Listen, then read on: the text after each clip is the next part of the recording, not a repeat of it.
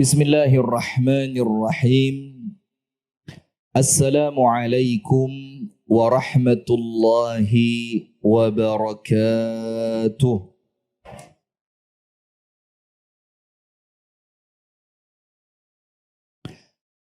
Innal hamdalillah nahmaduhu wa nasta'inuhu wa nastaghfiruhu wa nastahdihi wa natubu ilaih. Wa na'udzu billahi min syururi anfusina wa min sayyiati a'malina. Man yahdihillahu fala mudilla lahu wa man yudlil fala hadiya lahu. Ashhadu an la ilaha illallah wahdahu la syarika lahu wa ashhadu anna Muhammadan abduhu wa rasuluh sallallahu alaihi wa ala alihi wa ashabihi wa man walah. A'udzu billahi minasy syaithanir rajim. Ya ayyuhalladzina amanu ittaqullaha haqqa tuqatih wa la tamutunna illa wa antum muslimun. Allahumma anta rabbi la ilaha illa anta khalaqtani wa ana abduka wa ana ala ahdika wa wa'dika mastata'tu. A'udzu bika min syarri ma sana'tu abu'u laka bi ni'matika 'alayya wa abu'u bi dhanbi faghfir li fa innahu la yaghfiru dhunuba illa anta. Amsayna 'ala fitratil Islam wa 'ala kalimatil ikhlas wa ala dini nabiyyina Muhammadin sallallahu alaihi wasallam wa ala millati abina Ibrahim hanifan musliman wa ma kana minal musyrikin amma ba'du. Allahumma inna nas'aluka ilman nafi'a wa rizqan tayyiban wa amalan mutaqabbala amin ya rabbal alamin amma ba'du. Hadirin sekalian, ibu-ibu dan bapak-bapak, teman-teman serta adik-adik sekalian, jamaah pengajian menjelang berbuka puasa Tasu'a tanggal 9 di bulan Al-Muharram yang bertempat di masjid kita bersama, yaitu Masjid Nur Salihin, yang semoga kita semuanya oleh Allah senantiasa dirahmati dan diberkahi. Amin ya rabbal alamin. Alhamdulillah, kita bersyukur kepada Allah, kita masih dipertemukan di dalam majelis yang mulia ini.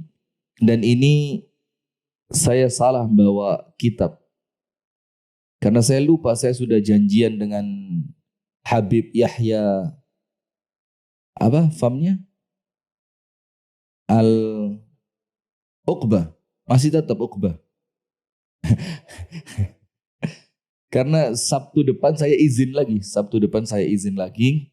Maka kajian Tazkiyatun Nafs kita lanjutkan sekarang. Dan saya subhanallah tidak baca flyernya saya, ya Allah, mohon dimaafkan ya. Ya, jangan diganggu saya pengajian ya. Alhamdulillah, salawat beriring salam semoga tercurahkan kepada uswah kita, suri tauladan kita dan kekasih kita bersama, Nabi besar, Nabi agung, An-Nabi Muhammad sallallahu alaihi wasallam. Beserta seluruh keluarganya, beserta seluruh istrinya, beserta seluruh sahabatnya, dan seluruh di antara umat dan pengikutnya yang setia menjalankan sunnah dan ajarannya ila yaumil qiyamah. Kita lanjutkan masih pada bab al-muhasabah. Atau kalau ingin lebih tepatnya, muhasabatun nafsi. Muhasabah itu introspeksi. Introspeksi itu artinya adalah mulai menghitung-hitung diri kita. Api, opo elek?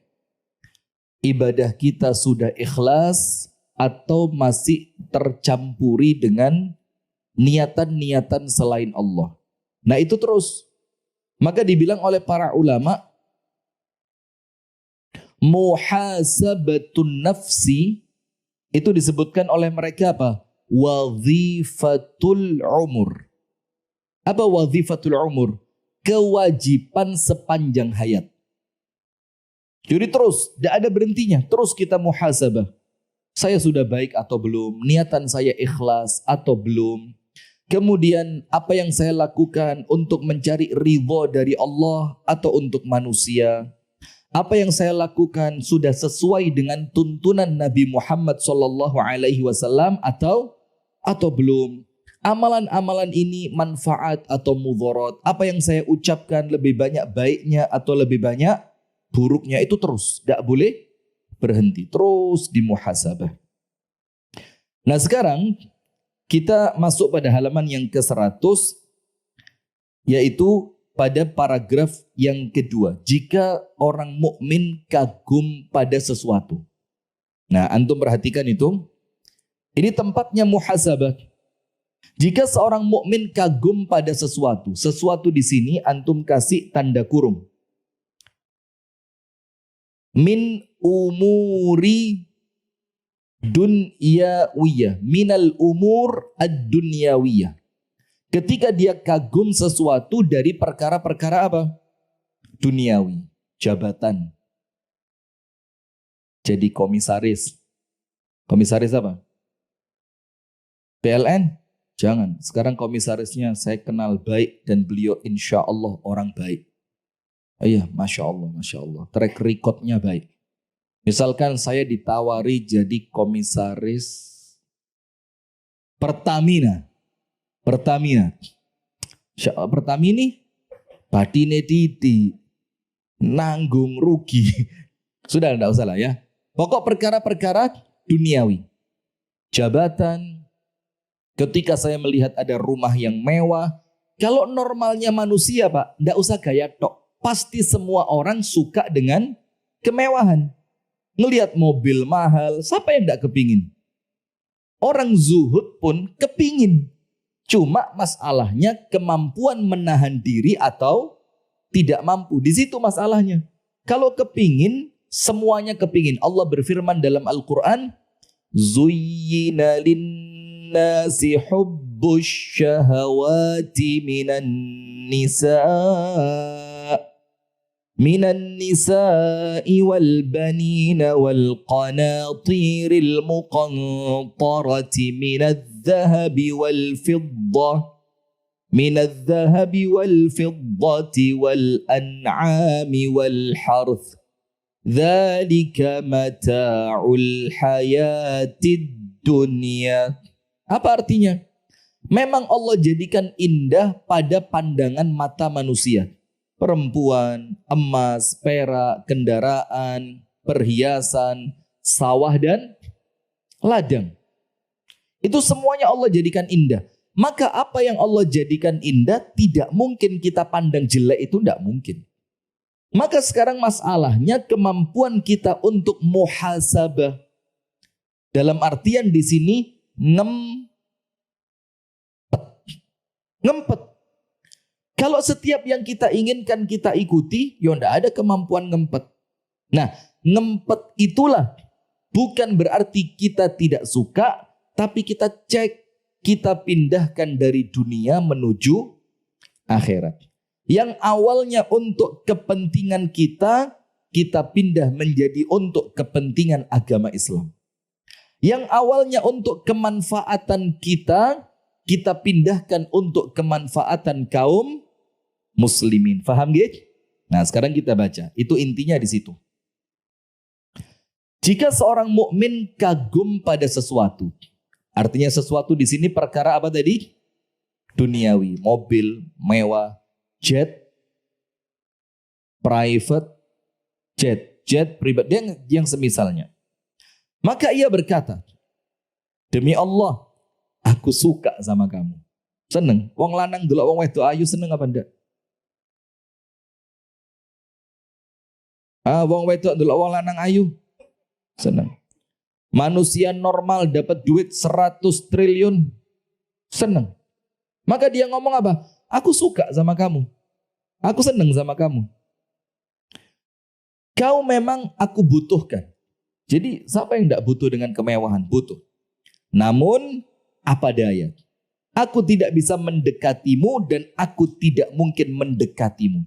Nah, tidak bisa dan tidak mungkin ini bukan karena ketidakmampuan. Tapi karena dia punya batasan, batasannya itu apa? Al-Quran dan As-Sunnah. Tak kasih contoh. Antum pernah dengar ucapan Sayyiduna Ali ibnu Abi Thalib radhiyallahu ta'ala anhu ketika ngelihat orang-orang yang jahat. Ketika ngelihat apa? Orang-orang yang jahat. Apa kata Sayyiduna Ali bin Abi Thalib? Aku bukan tidak bisa melakukan seperti yang kamu lakukan. Bukan tidak bisa. Aku, kata Sayyiduna Ali, bukan tidak mampu melakukan apa yang kalian mampu melakukannya. Aku bukan tidak berani melakukan seperti yang kalian berani melakukannya.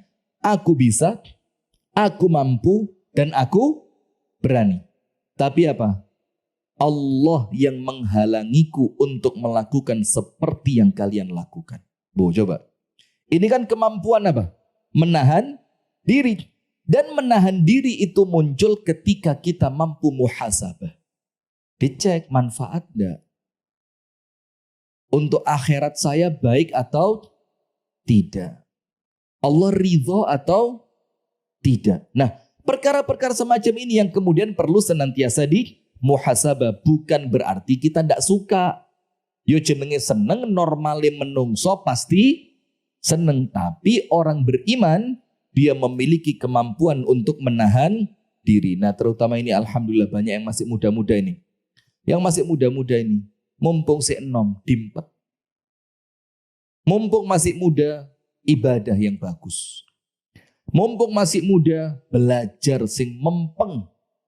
Mumpung masih muda, cari teman-teman yang baik. Tujuannya apa? Agar nanti tidak menyesal di kemudian hari. Ketika ia lalai dan melakukan atau memakan sesuatu. Lalai maksudnya ngerti enggak? Khilaf. Melakukan sesuatu yang oleh Allah dilarang. Atau memakan, meminum sesuatu yang oleh Allah dilarang. Antum cek ayatnya, saya tambahi. Antum buka ayatnya.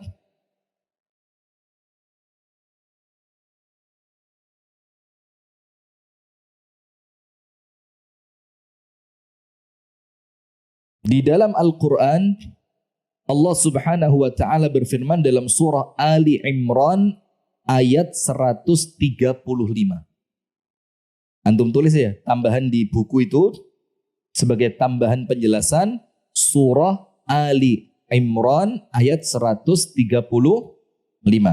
وَالَّذِينَ إِذَا فَعَلُوا فَاحِشَةً أَوْ ظَلَمُوا أَنفُسَهُمْ, yaitu mereka orang-orang yang beriman ketika mereka melakukan apa? Fahishatan. Fahisha itu kemaksiatan. Au zalamu anfusahum, atau mereka melakukan kezaliman terhadap diri mereka sendiri. Apa yang mereka lakukan? Zakarullah, langsung ingat kepada Allah. Itu loh orang beriman. Kalau orang yang lalai terus tenggelam, hanyut, semakin dalam, semakin jauh. Tapi orang-orang yang beriman ketika mereka melakukan kemaksiatan, ketika mereka melakukan kezaliman, mereka langsung seketika ingat kepada Allah. Bukan cuma ingat. Fastaghfaru lidzunubihim. Mereka langsung istighfar. Astaghfirullah. Mereka ingat, istighfar, tobat. menyesal, menangis, langsung melakukan ketaatan. Diganti kemaksiatannya, diganti dengan istighfar, tobat, nyesel, nangis, taat. Apa yang terjadi?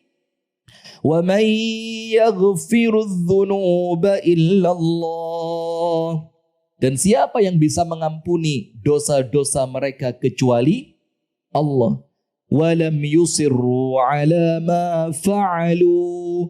Dan mereka tidak terus-terusan di atas dosa tersebut. Wahum ya'lamun. Dalam keadaan mereka tahu.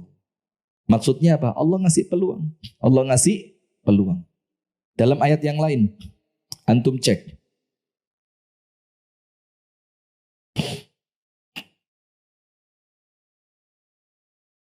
Allah Ta'ala menyebutkan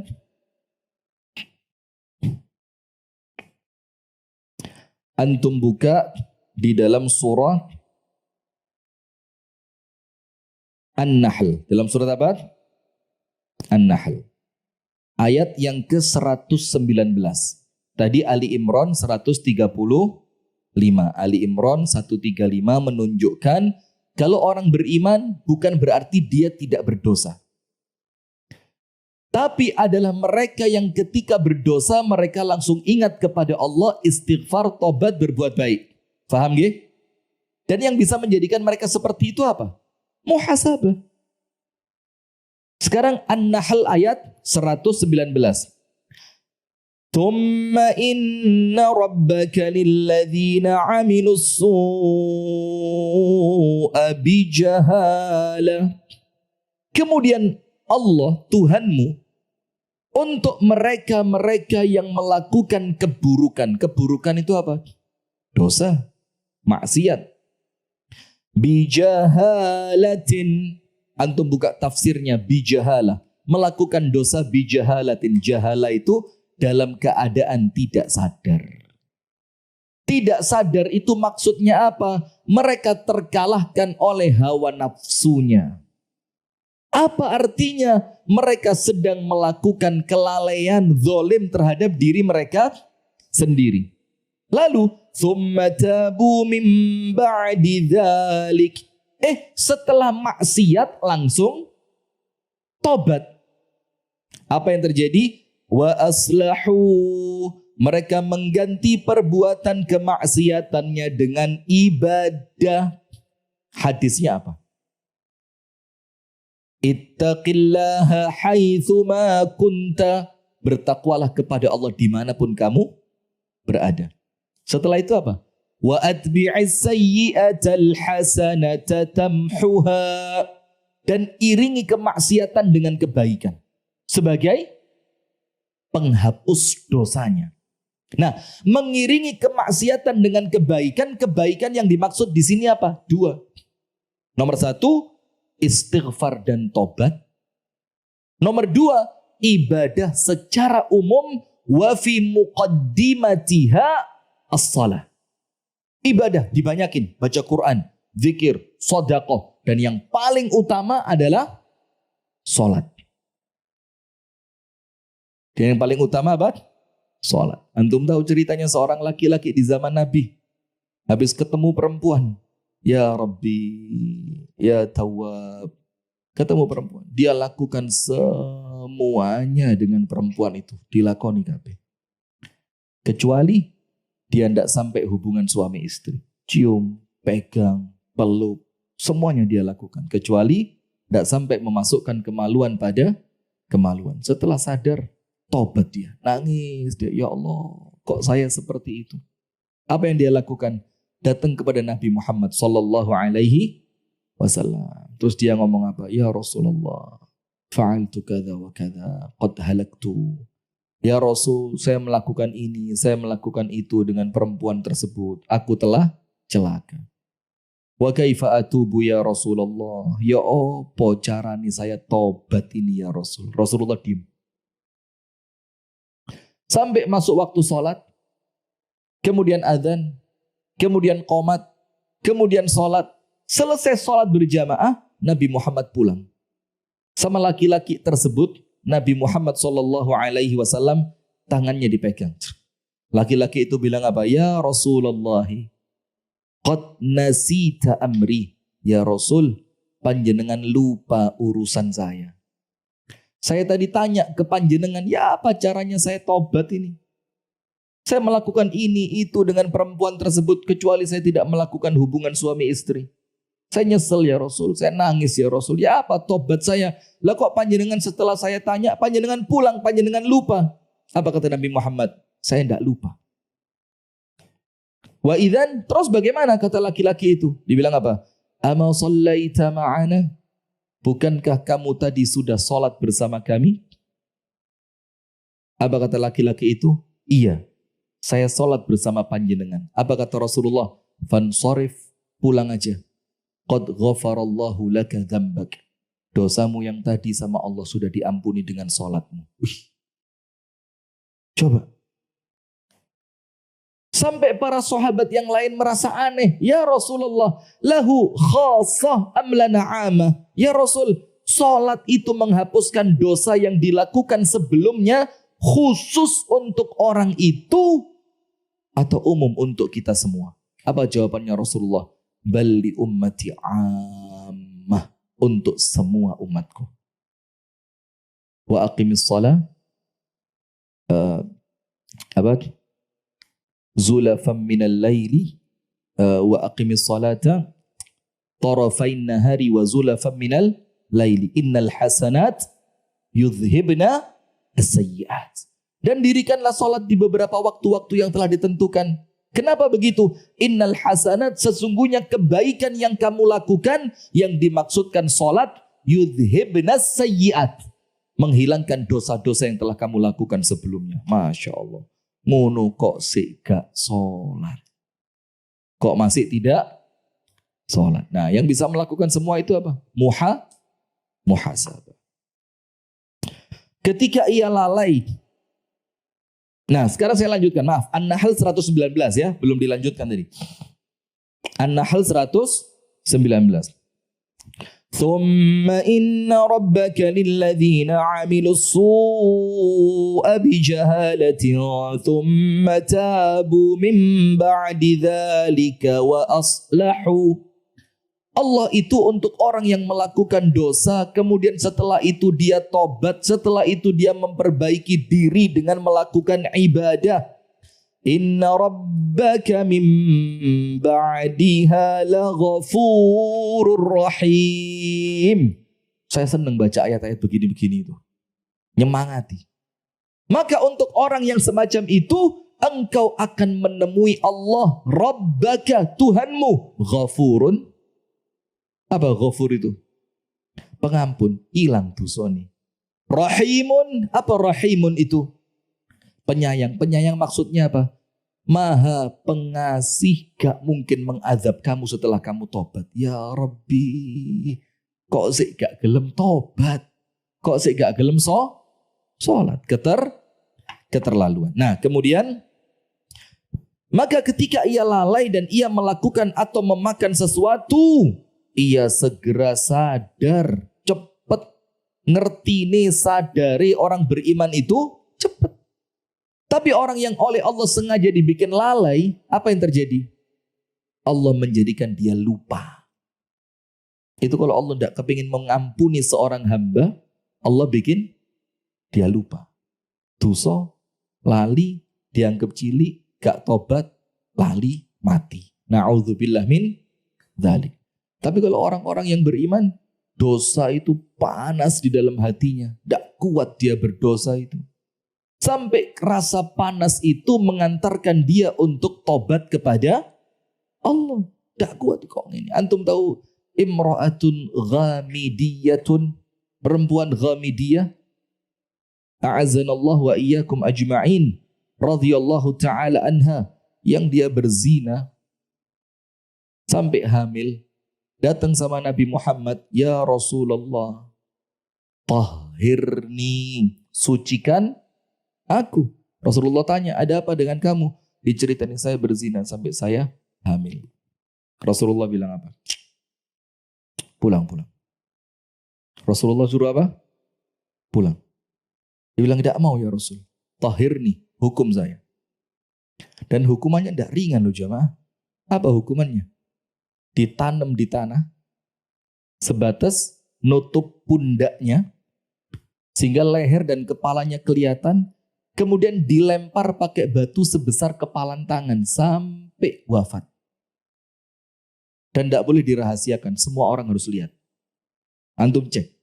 Semua hukum kisos, rajam, i'dam, potong tangan, pancung, kisos, misalkan orang bikin buta matanya orang lain, maka hukumannya matanya dibikin buta. Itu kan kisos.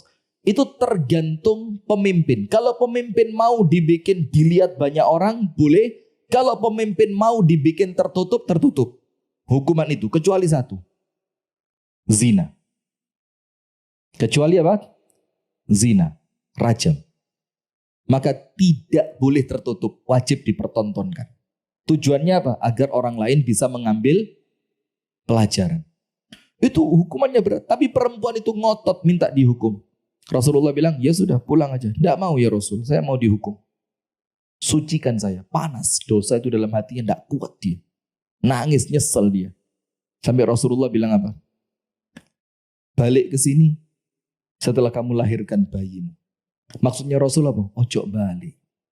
Jangan balik. Tobat aja sama Allah, diampuni kamu. Tapi karena orang beriman itu panasnya dosa itu tidak bikin dia nyaman. Setelah bayinya lahir, langsung dia balik ke hadapan Nabi dalam keadaan darahnya belum kering.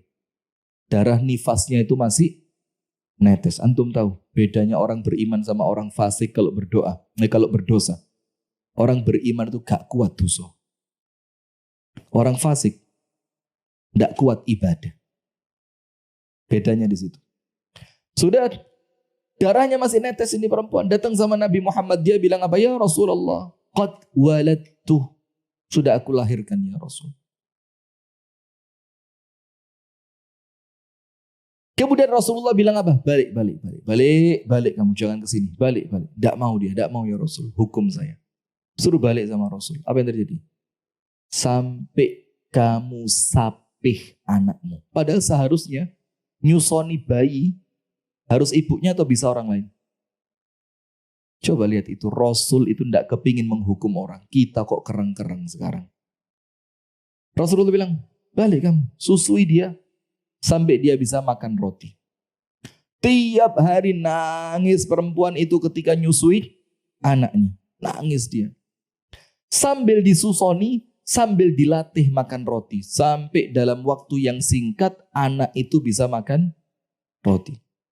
Langsung dibawa balik ke hadapan Rasul itu perempuan. Dibilang apa? Ya Rasulullah tahirni. Qad akalal khubz. Ini anak kecil sudah bisa makan roti. Ditunjukkan satu potong roti, dimasukkan ke mulutnya dan sama anak kecil itu dimakan. Terus perempuan itu bilang apa? Tahirni, sekarang waktunya engkau mensucikan saya. Sudah, kata Rasulullah, lakukan. Dikubur perempuan ini sebatas pundaknya, dilempari pakai batu. Salah seorang sahabat melemparinya dengan batu yang cukup besar dengan cara yang sangat keras. Rasulullah bilang apa? Mahlan. Innaha qad tabat taubatan law qusimat ala ahli madinati laqasamathum. Pelan-pelan kalau mukul perempuan ini. Ini perempuan tobat kepada Allah yang kalau tobatnya dia dibagi untuk orang satu kota Madinah cukup buat mereka semua. Lihat itu. Ini orang yang iman, betul-betul iman. Sehingga panasnya dosa itu menjadikan dia tidak nyaman. Yang menjadikan dia cepat tobat, cepat istighfar, cepat nyesel, digantikan kemaksiatannya diganti dengan ibadah. Maka Rasulullah mengatakan, ittaqillaha haitsu ma kunta. Takwalah kamu kepada Allah dimanapun kamu berada. Kalau kepreset, khilaf, melakukan dosa, cepat tutupi dosamu dengan kebaikan sebagai penghapus dari dosanya. Kebaikannya berapa tadi? 2. Nomor 1 tobat dan istighfar. Nomor 2 apa? Ibadah secara umum. Wa fi muqaddimatiha, yang paling utama adalah salat. Maka disebutkan dalam hadis, barang siapa melakukan suatu dosa, kemudian dia salat kepada Allah, salat 2 rakaat, maka Allah hapuskan dosa sebelumnya. Namanya sholat tobat. Tidak bisa. Kalau tidak muhasabah, tidak bisa. Harus apa? Muhasabah. Maka ketika ia lalai, mohon maaf ya, geser. Mohon Pak, Syekh, geser sini, depan sini. Ini daripada saya lupa kalau puasa ngombe akhir ini. Geser lagi. Tidak apa, sampai sini. Geser sini. Nah, panjenengan geser lagi. Maka dikatakan di sini, seorang mukmin itu, orang-orang yang beriman itu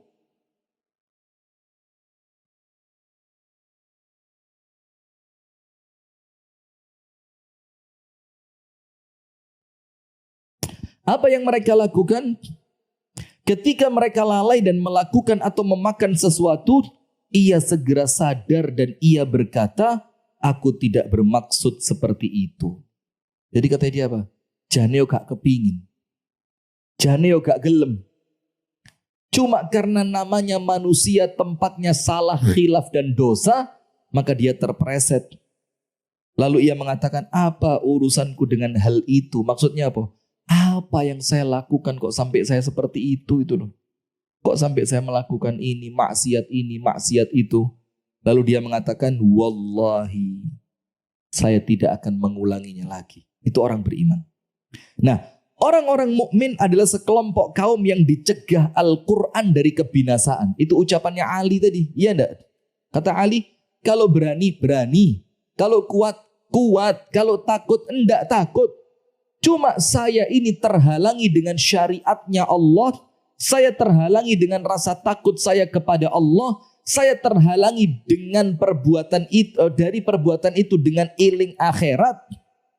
Maka saya tidak melakukannya, kata Ali. Coba tidak ada takutnya, tak lakoni apa yang kamu lakukan itu.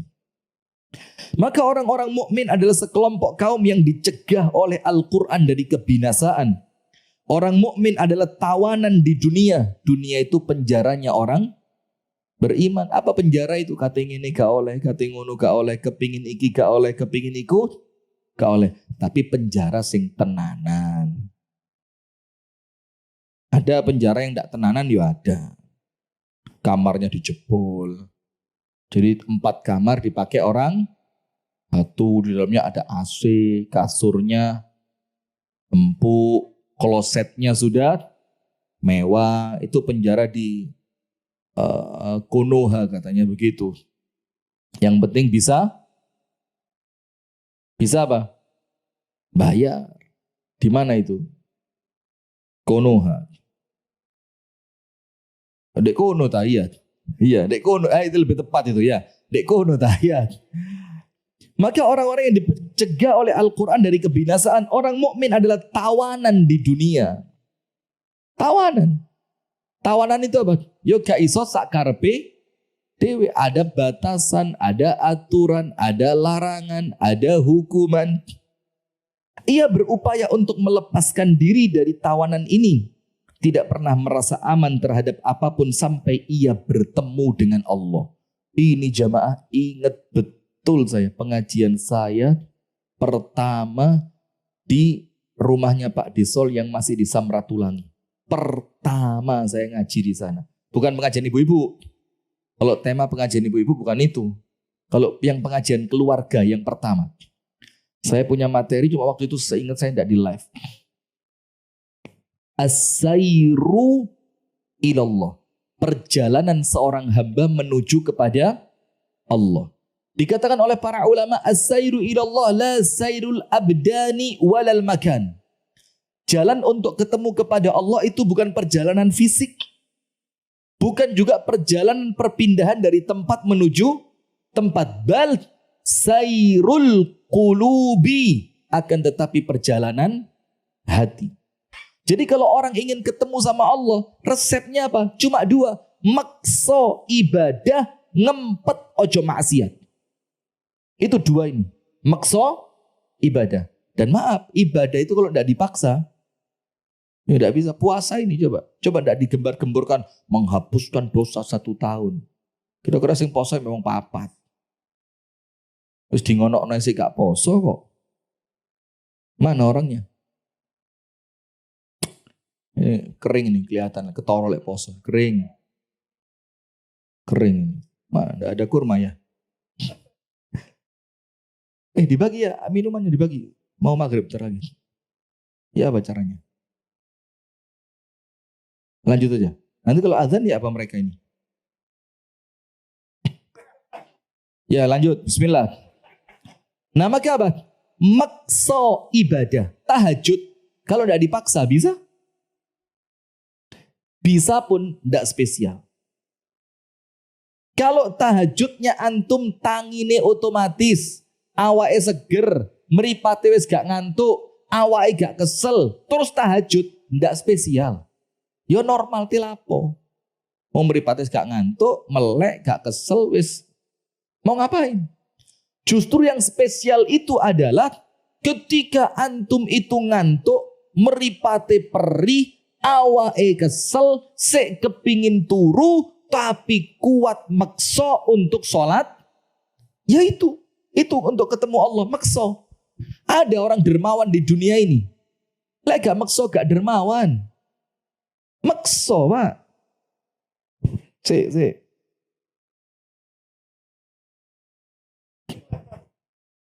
Insya Allah tumpah. Ini tadi orang nitip buat semen. Katut bahaya. Pindahan Pak Bayu bingung saya ini. Nah sudah. Maka kalau tidak maksa tidak bisa. Termasuk maksiat. Lek gak ngempet gak iso. Dimpet. Loh pagi-pagi lewat simpang 5 Gumul ini. Lek gak merem Pak. Itu soto. Lo yang lari perempuan pakai legging semua kok. Sebagian saya lihat ibu-ibu majelis taklim kok. Celananya legging ditutupi rok rodok endek. Ada yang begitu mana? Datang orangnya. Pakai rok, ada roknya di luarnya tapi pendek. Terus ketika dia lari itu goyang-goyang, cereng. Roknya itu loh goyang-goyang. Lah Anda kira itu baik? Kenapa? Lo ndak nyawang nabrak mobil saya. Lah apa ini yo? Ini kalau gak dimpet betul-betul, yo bisa bahaya. Yo bisa apa? Bahaya. Maka ditahan betul diri kita ini agar jangan sampai maksiat kepada Allah Subhanahu wa ta'ala. Dia menahan semua itu sampai ia bertemu dengan Allah. Ia sadar bahwa ia akan dimintai pertanggungjawaban. Inna sam'a wal absara wal afidata kullu ulaika kana anhu mas'ula. Semua meripat mata, pendengaran, telinga, hati dan pikiran. Itu apa? Kullu ulaika kana anhu mas'ula. Semua itu akan ada pertanggungjawabannya. Oh berat. Ngomong ada tanggung jawabnya. Wa ma yalfidhu min qawlin illa ladaihi raqibun atid. Tidaklah keluar satu patah kata pun dari lisan ini kecuali ada apa? Raqib, malaikat yang mengawasi, atid, malaikat yang mencatatkannya. Sampai nanti balik di hari kiamat kita terima rapot kaget. Ma li hadzal kitabi la yughadiru saghiratan wala kabira. La yughadiru saghiratan wala kabiratan illa ahsaha. وَوَجَدُوا مَا عَمِلُوا حَاضِرًا وَلَا يَظْلِمُ رَبُّكَ أَحَدًا.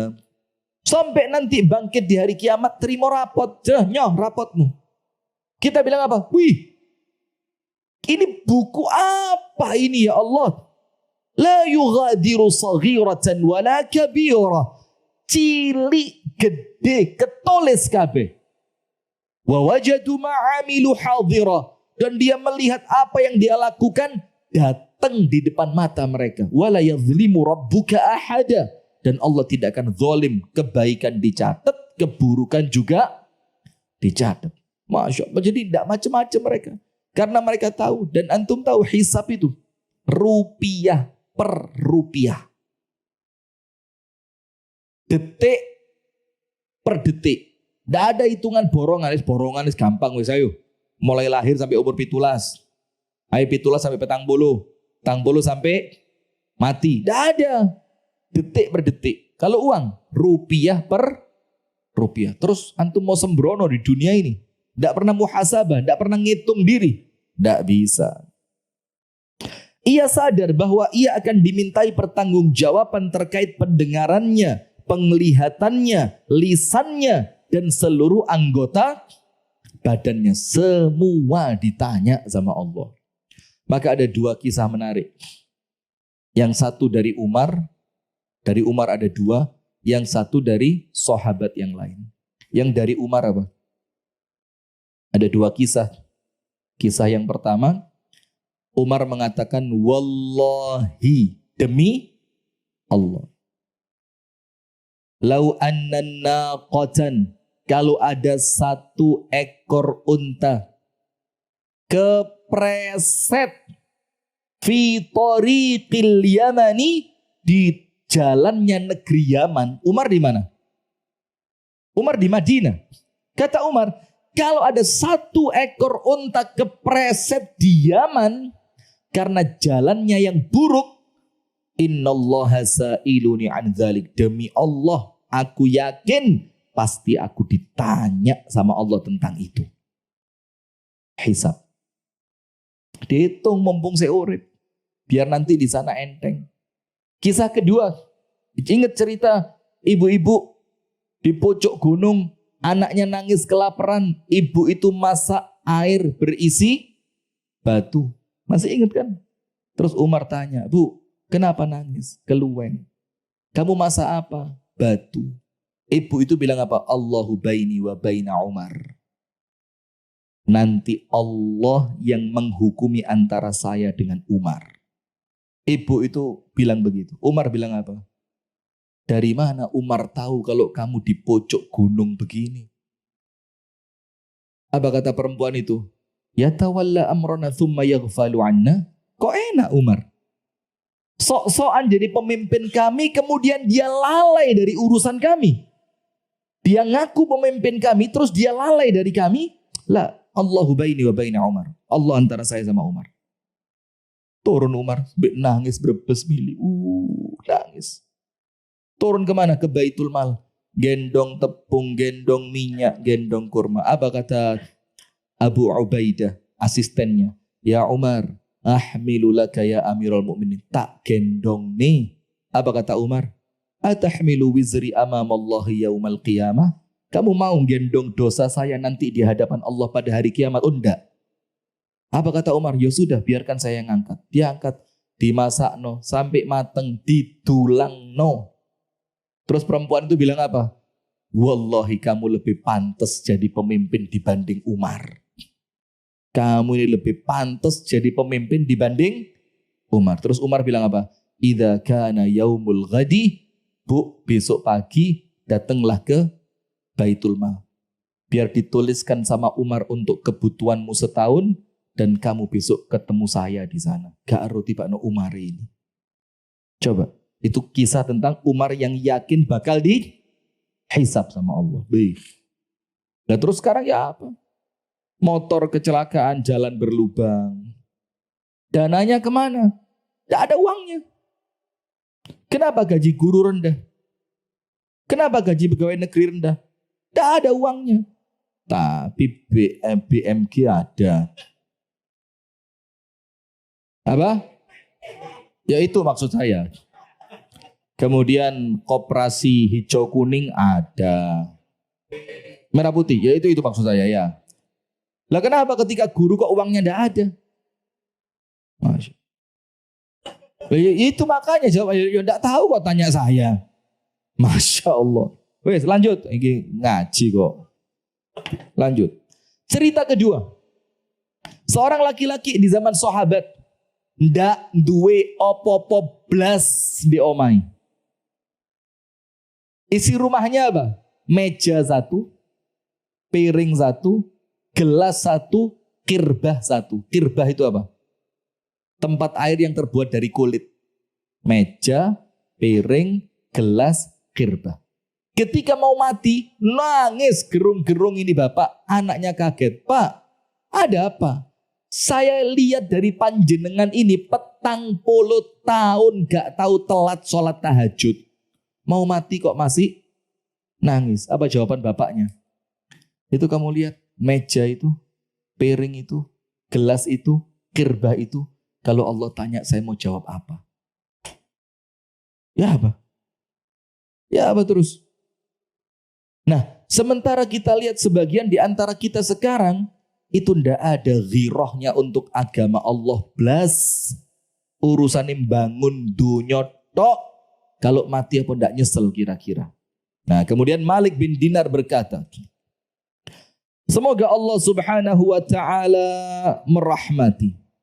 Semoga Allah subhanahu wa ta'ala merahmati. Merahmati siapa? Seorang hamba yang berkata kepada jiwanya. Berkata kepada jiwanya itu apa kalau bukan muhasabah? Ya itulah muhasabah, obati hati. Muhasabah. Semoga Allah subhanahu wa ta'ala berrahmati seorang hamba yang berkata kepada jiwanya. Apa kata-katanya? Bukankah kau pemilik ini dan itu? Ngerti enggak? Didelok omai. Iki lo kodekmu, mobilmu. Ini lo lemarimu. Ini loh kebunmu. Ini loh bajumu. Ini loh perangkat hobimu. Bukankah engkau pemilik ini dan itu? Iya. Lalu mencelanya, mengikatnya dengan tali kekang dan mewajibkannya untuk mengamalkan kitabullah sehingga ia menjadi pemimpin bagi jiwanya. Ngerti enggak? Maksudnya setelah dia lihat apa yang dia miliki dari nikmat Allah itu, dia ikat hatinya, wes cukup ojo maneh. Kita ini kalau ndak ada ikatan kerasa cukup sampai mati gak puas. Nggih napa nggih? Lo sudah jadi bupati 2 kali pengen 3. Yang naik siapa? Loh, kok anak itu loh. Anda jangan nyindir presiden loh. Astagfirullah. Ya apa ini live loh ini mas? Kamera, shot. Bahaya ini apa-apa saya yang kena ini. Coba. Kalau dia selesai, istrinya selesai. Istri kedua dulu. Istri kedua selesai. Mantu selesai. Cucunya. Masya Allah. Maksudnya diikat hatinya itu ngomong apa? Iki lo lihatan punyamu ini sudah cukup ini. Mau apa? Hisapnya mau kemana lagi? Ditaleni hati ini. Wes cukup. Terus apa? Dia paksa sisa yang dia miliki untuk taat kepada Allah dengan menjalankan kitabullah dan sunnahnya Nabi. Sisanya apa? Ayo. Yo jadi ngomong sisa ini yo kurang pantas yo. Masuk buat agama kok dikasih sisa. Tapi buat kita wes wapi itu. Wes bismillah, wes cukup, mobil cukup, sudah cukup, mobil katanya golek mobil model apa maneh. Rumah cukup, rumah antum sak gede-gede nih. Tempat favorit cuma 2 kamar, mbek 1 lagi yo entah ruang makan, entah taman, isma ikut tok. Orang yang rumahnya tingkat 3, tingkat 4, gorong mesti setahun sepisan lek munggah. Tanya, iya apa iya? Ini karena musola masjid ini ya. Mau ndak mau yo naik. Coba ndak yo bumbuan. Ya podo kabeh. Terus mau apa? Maka kata Malik bin Dinar, dia mengikat hatinya untuk kemudian dia mengamalkan Al-Quran dan hadis Nabi SAW. Sehingga apa? Dia menjadi pemimpin bagi jiwanya sendiri. Jam berapa maghribnya Yahya? 27 kok sik suwe rek ya Allah.